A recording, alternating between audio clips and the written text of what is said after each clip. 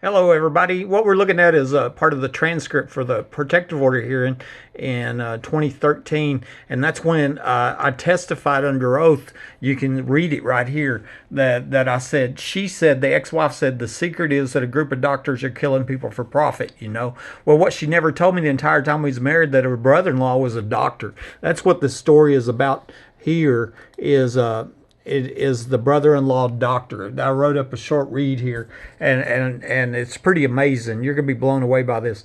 A few weeks before the murder attempt, the ex-wife comes home from work really upset, and she whispers into my ear with 100% sincerity and says the secret is that a group of doctors are killing people for profit. She was dead serious. I believed her then, and I believe it now. What she didn't tell me that day was that her brother-in-law was a doctor, and I later found out that he was my ER doctor on the night that I was shot. Proof has been found showing that my x-rays were faked on that night, and he's one of the top suspects for faking them x-rays.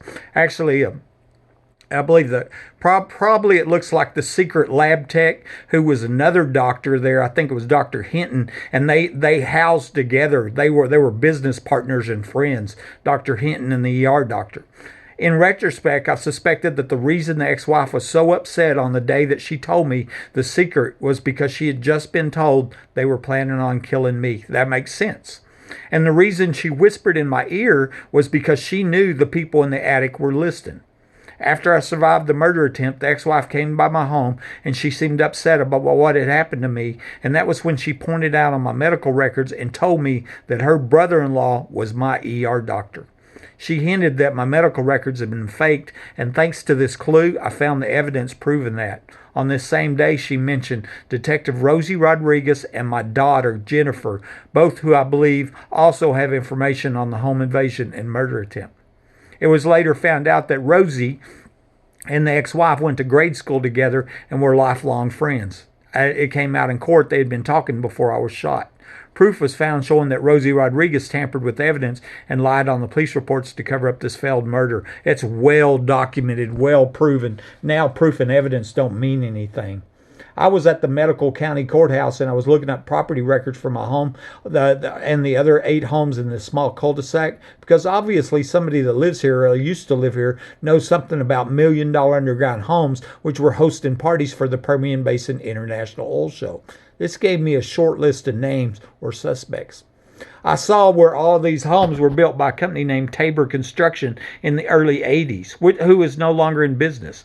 That fits with me being told the underground home safe house project was completed in 1987. I documented CAD programmer Layla O'Brien telling me that. When I Googled Tabor Construction, I saw where they used to have a business address of 3217 Mark Lane, which is a home near my home. So on a whim, I looked up the deed history for that home, and to my great surprise, I saw where the brother-in-law of the ex-wife, who was the ER doctor on the night that I was shot, used to own the same house as the builders of my home. It's made me wonder if this brother-in-law knew about the underground home in the backyard that is now connected with the multiple crimes and murders when he was faking my x-rays to cover up the premeditated murder attempt on my life. I also saw where a former vice president of Tabor Construction, Aaron Geibel, died on the famous Clayton Williams Valentine's Day plane crash in 1992. 5 of Clayton's executives died while Clayton was running for governor of Texas. He's a famous billionaire oil man that lives here in Midland. He died a couple years ago. Clayton didn't win the election because of a famous gaffe that he made concerning rape. He said, the weather's like rape. If you can't do anything about it, then just lay back and enjoy it. Ha ha ha. So you can tell how callous he is about raping people. Okay. I wonder if Clayton Williams had a connection to the $1 million underground homes where the oil show parties were held and where young girls were forced to prostitute under the threat of death, a party that had police at them.